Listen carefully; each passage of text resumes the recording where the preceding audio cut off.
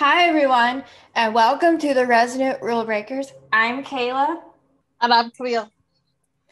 and on today's podcast, we are going to be discussing episode 202, which is season 2, episode 2 of The Resident. It's called The Prince and the Pauper. It was written by Amy Holden Jones and Andrew Chapman, directed by Nicole Rubio. So this is an episode that Amy co-wrote. And you guys might know Nicole Rubio from her role on Grey's Anatomy as a paramedic. She's also an actress on Grey's Anatomy. There's a parallel in this episode of two kids who they don't have the same disease, but they end up with pretty much the same disease because the boy didn't have that problem up until this event happened. They had diabetes. Yeah, type 1 diabetes, juvenile diabetes, and his was surgically induced. Hers was already there, and she couldn't afford the insulin. And they're showing the income disparity of being able to handle it because diabetes, insulin is expensive. So that's what they were trying to point out there. But we're going to get deeper into it. The first thing I had sitting here on my outline was Mina and Micah, because you go back and watch season 2 and it's like, whoa, you're in a totally different world here.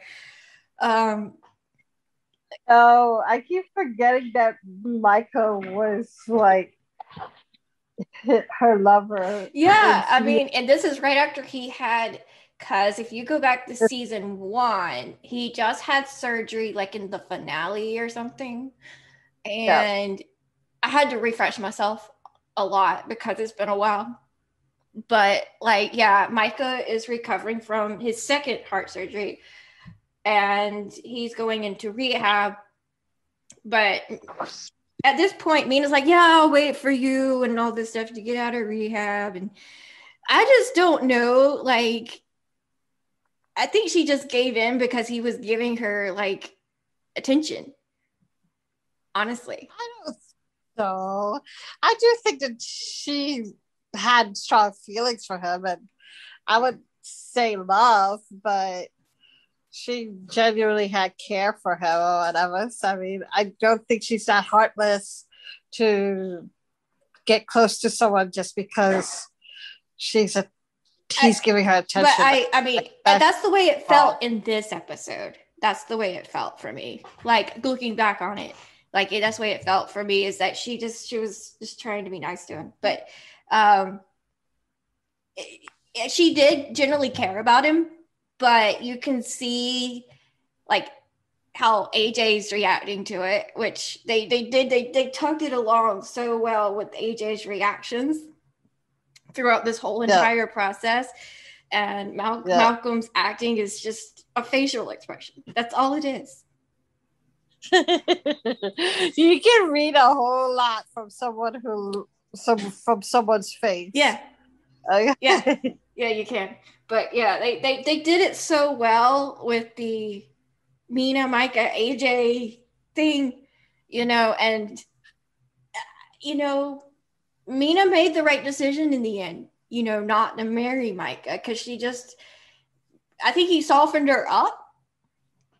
Yeah, he really did. He softened her up, but it allowed her to try to figure out her feelings for AJ. But I always thought that Micah and Mina were not going to be a long-term thing. I never thought. No, I never thought so either. It was always a build-up to AJ, and unfortunately, Shawnette left the show. But getting to see Mina again, it's refreshing because I do miss her. I do, but I've accepted the fact that she's gone too. So but this episode made me go, oh, I forgot about that.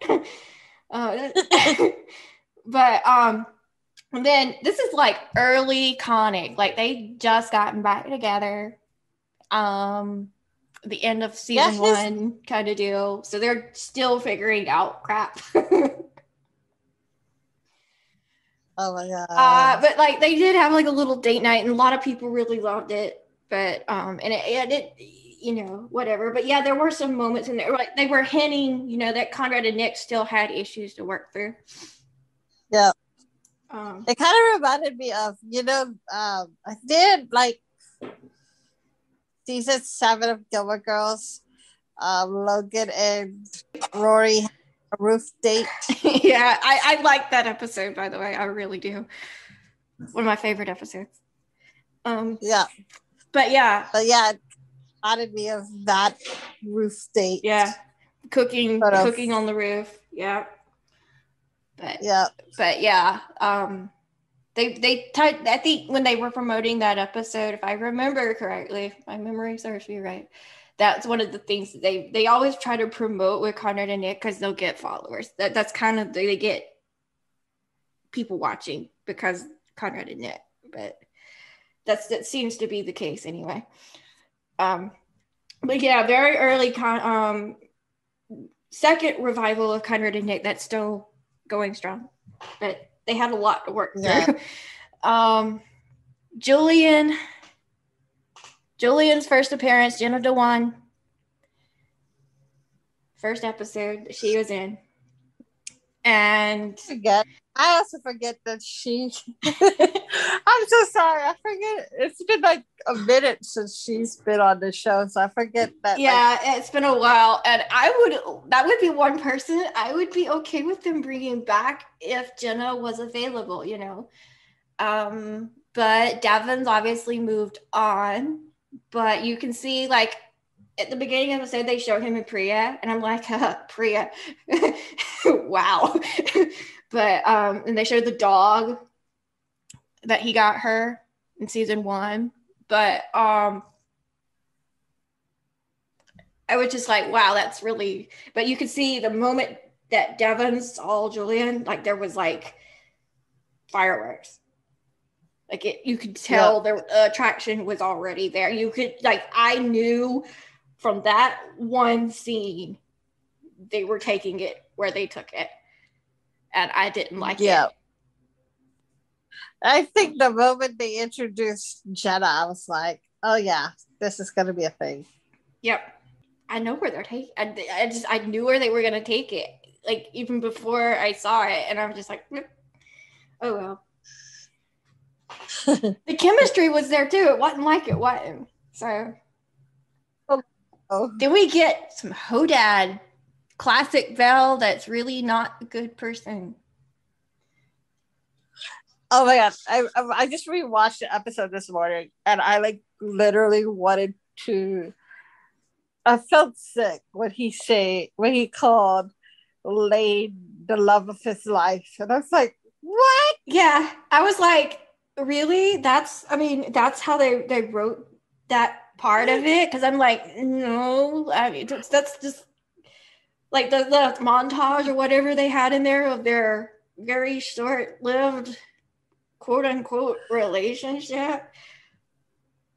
I turned my head. I was literally like, nope, I'm not watching that. So yeah, it grossed me out. But yeah, Belle gets arrested for solicitation. And and then he decides not to report it to the Georgia State Board. Which is, in Georgia, apparently, they self-report being arrested. And another thing Georgia's screwed up with. But anyway, that should have been reported by the authorities and not by the doctor. They're trying to say there's a moral code or something. Some doctors lose their moral code. And Belle did for a long time. And also he's like, and then his God complex was making its appearance, you know. At the end of the last shot of the episode, I think, is Belle throwing the thing in the trash can.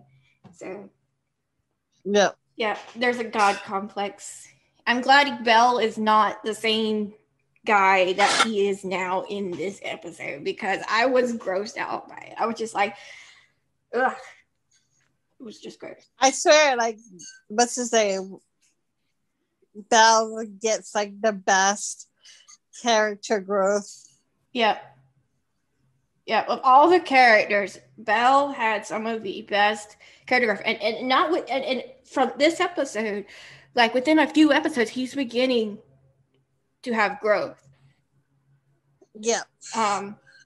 Because even in like 2-7, which we'll talk about in a few weeks, 2-7, you can see growth beginning to make its appearance. So yeah. So I just, the early Belle really grossed me out, and I called him, everything under the sun, misogyny, sexist, everything under the sun that you could think of. This man was greedy. Yeah.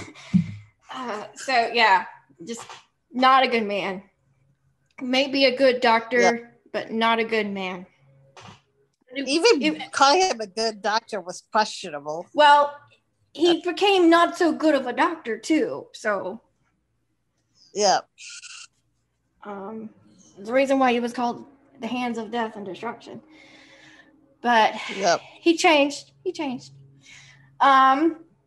This is the season that Glenn Marshall was a series regular, so Marshall's in this one a lot, and Marshall is the chairman of the board. This is the first time he's the chairman of the board, and he is trying to get Conrad's opinions because he's on the floor, he sees everything, and so he's trying to figure out how can they make things better for the residents and the doctors that are out there actually doing what they're supposed to do. So he pulls in Conrad. Belle hates it. Belle's like, no, but But I think it really helped because at the end of the episode, Marshall goes to Nick about Abby, and he talks to her like she's not even a person, or talks to Nick like Abby's not even, and she's like, well, no, this is a little girl, and she's got her mom came before her medicine, and I really loved the clinic first came up in this episode, and I loved that storyline. The free clinic. Yeah. I want it to come back. I do too. I think that, but I wonder how they're going to do that, because that was Mina's baby. Well, it was also Nick's, but Nick's got a lot going on now. So. Yep. But yeah, I think now that Chastain is a public hospital, like they could easily bring the free clinic back, because that's one of the things that public hospitals do is they help the underserved and the uninsured, and to be able to get proper medical care that they can't otherwise afford. So I think the clinic is a necessity that I think they should write back into the show. Yeah.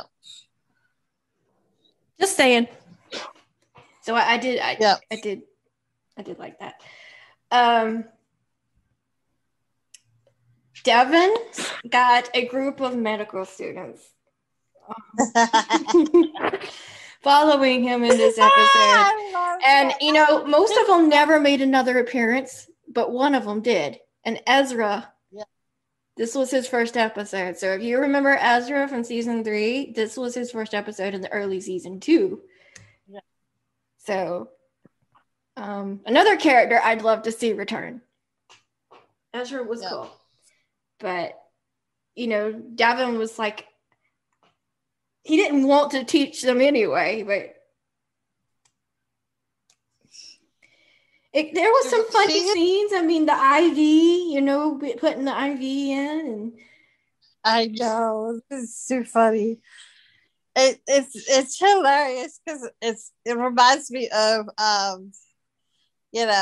Devon when he on his first date, which they referenced, because was it Irving or Conrad? I don't know which one, but they mentioned, Devon's first patient, he he did practically kill her. She was brain dead. So he was like, oh yeah, my first patient was brain dead, but the girl Abby was the patient, and you just don't think you know everything. I think that was what Devin was trying to teach him, was you shouldn't think you know everything when you get here. Yeah, because you don't. No. But yeah, I want to see them bring back Ezra. I know the pandemic caused a lot of restrictions on season 4, but that would be one character that they had in the end of season 3 that was around, a lot. And I'd love to see him return. Okay, the two. Yeah, I agree. Yeah. Of course, we have Jack Alderwood. That was his name, the guy, the rich kid, and that had he got injured roller skating, and his spleen got injured, which AJ removed. By the way, triple board certified. They don't really bring that one up anymore either, but AJ bragged about it in the earlier episodes. AJ's more than just a heart surgeon, which he liked to make clear. But yeah. But AJ removed his spleen, and really, it, like they say in the, but AJ is also a triple board surgeon, so he does like trauma, general, and heart. Yeah, and heart. So like, it should be shocking he was able to do that. No. But like recently, they've stuck him into the heart thing, and I'm like, he can do more than just do heart surgery, whatever. I wanted to mention something about that. It's because when I was watching the story, I realized I don't know if this is true in Georgia, but someone told me that it's true at least in Hawaii. You are allowed to get one free helicopter ride. Like, you're allowed to get one free medevac ride. I know it's not true in South Carolina. I mean, my grandma never had to be medevaced in a helicopter, but the ambulance rides, like a private ambulance company, they're not cheap. Yeah, well, here in Hawaii, because I interviewed somebody a couple of weeks ago, and he was telling me that somebody jumped off the cliff where they were filming, and he had to be medevaced out. And he told me, well, in the middle of the interview, you get one free medevac ride to a hospital or to wherever, and then any other time you have to pay for it out of pocket. So I'm like, really? I did not know that. But yeah, I mean, a ride to the hospital in an ambulance is just expensive, or being medevac or whatever. It's expensive. They mentioned in the episode, what, $40,000? Yeah, it's expensive. And these companies make bank on these rides. And there's a thing in the episode where these two companies are trying to poach each other's patients or whatever. And the fact is, it gets in the way of them actually saving this kid's life. Which, like, I'm sitting here going, it shouldn't ever be about the money. It should be about saving the life. And this kid could have died. So I think that's what the point that Amy was trying to make when she wrote this episode, was that it's such profits over patients centered that these companies see the money and not the patient, not the person who needs their life saved. And it's sad. It's really sad. So. Yep. But this kid, he had his spleen removed, and if you can kind of live without your spleen as long as your immune system might be compromised a little bit, but you can kind of live without it. You just got to be careful. Yeah. But the thing is, Conrad did his post-op and found out that Jack had cancer, pancreatic cancer. Yeah, poor boy. Poor boy. I mean, he's not more than 12, 13 tops. Yep. So, yeah, and his sister died of cancer. His mom had cancer. His grandpa died of cancer. So Conrad was putting 2 and 2 together. Like, this is obviously something. But they were just trying to make sure that he had some of his pancreas, and they ended up having to remove all of it. And you can't really live without your pancreas. So. But Bell had to step in because of the intensity of the procedure or something like that. Yeah. And normally, like, I love the fact, like, I was sitting there going, Bell's not doing surgeries. He's the CEO and he's not doing surgeries. That's good. That's realistic. They should go back to that.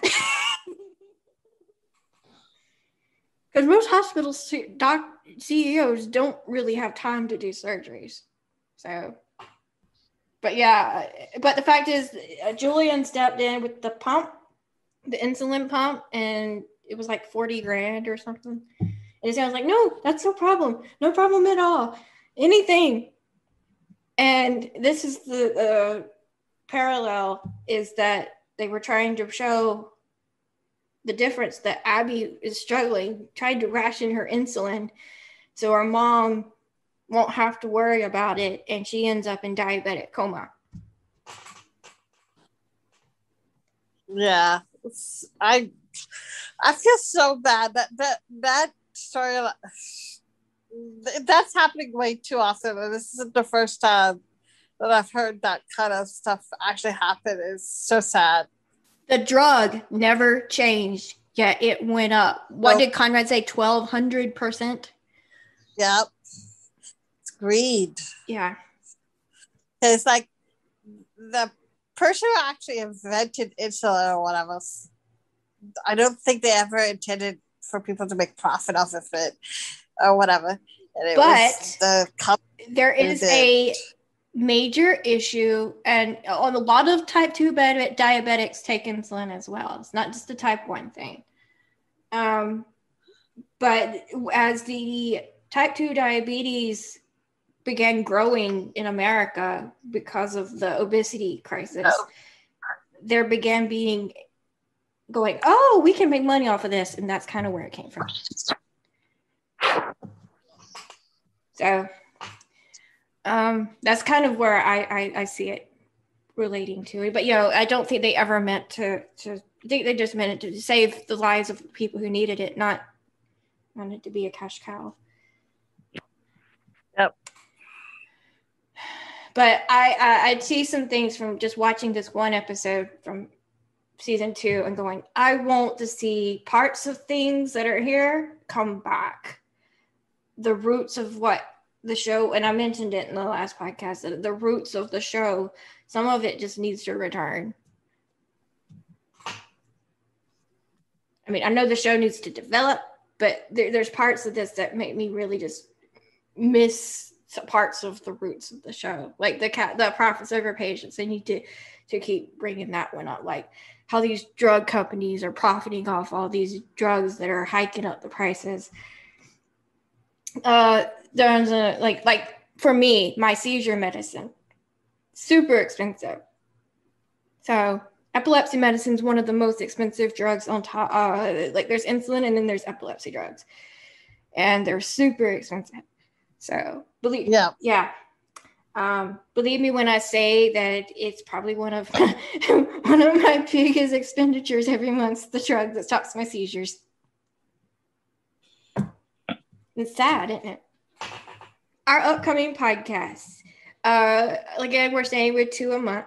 So July 12th will be episode 204, which is about time. As you noticed, we've skipped an episode.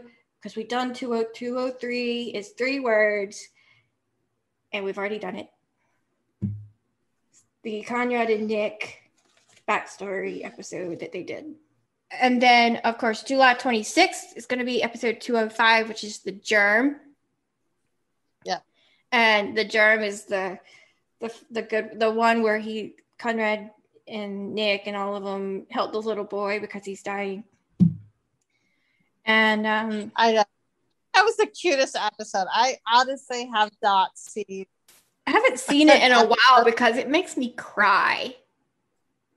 I know it does, but I mean, like you got Conrad playing cop and Mina playing detective, and they have the whole toy car thing for the little and boy. Irving's dressed up as the germ. That's where the episode title comes from. That was the best thing ever. But yeah, too. So that's July for you. And we meet what's his name? Henry. Yes. Who has a long life. Yeah, but his brother's the kid that dies in that episode.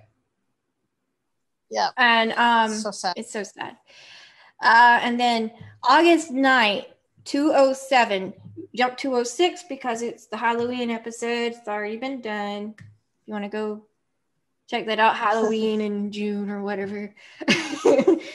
Trial and Error, that's Jesse's episode. One of the first episodes that shows Jesse's beginning to have her downfall. It's going to be sad revisiting that.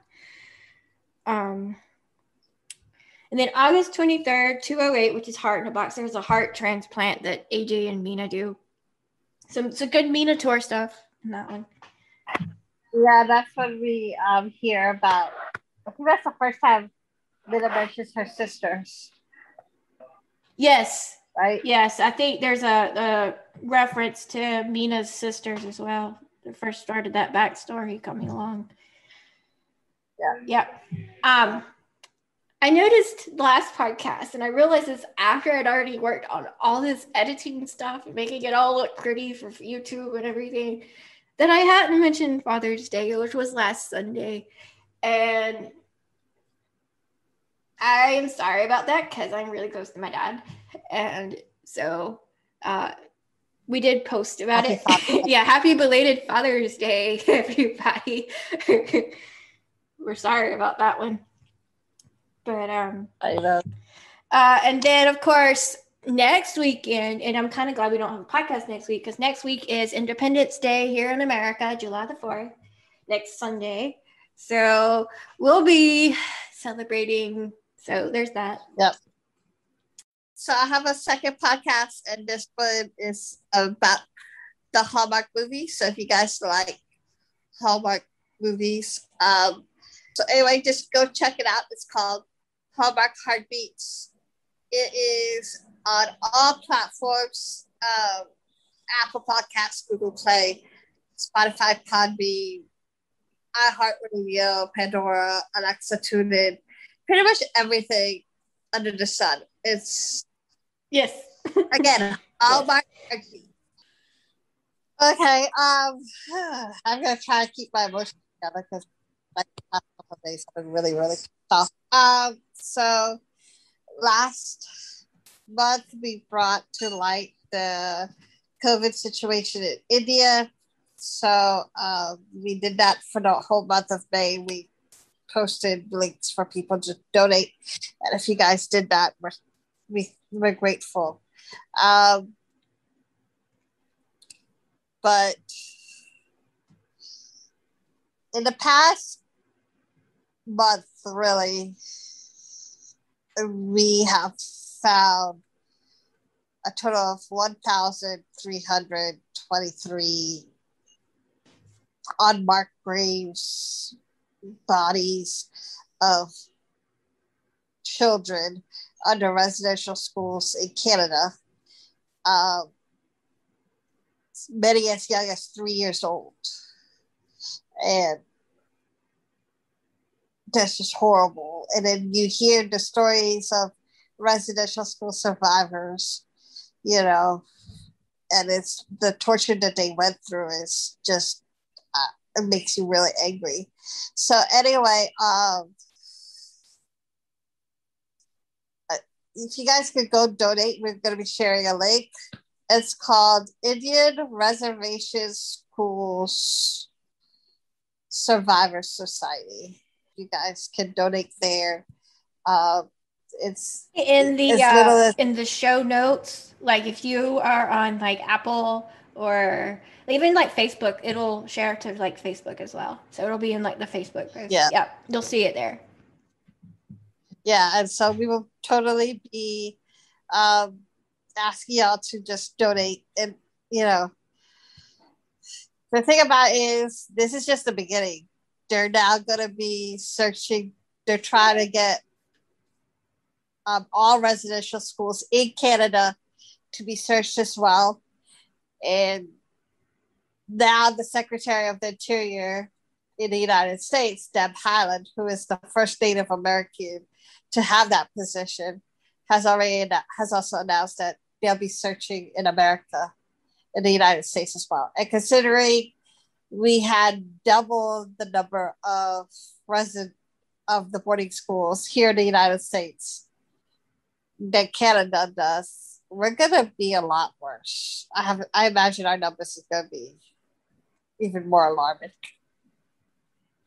and stuff. But yeah, so I don't know if we should say pray for their souls, because considering the churches did that to them, I don't think they would want our Christian prayers.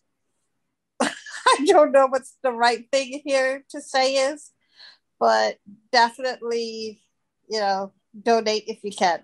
Okay. Yeah. And the link is it's in the show notes on YouTube, Facebook, Apple, all that. It's all there, so you can look at it. Podbean. Speaking of all those places, like I said, I just listed them, but we're on Podbean, Apple Podcasts, Google Podcasts, Spotify, iHeartRadio, YouTube. So there's all that. You can go check all that out. But yeah, all the notes and everything below all this, that link will be in there, so you can see that. Yep. How you can contact us. We have our email, which is the Resident Rulebreakers at gmail.com. You can contact us through that. We have our Facebook page, which is the Resident Rulebreakers podcast.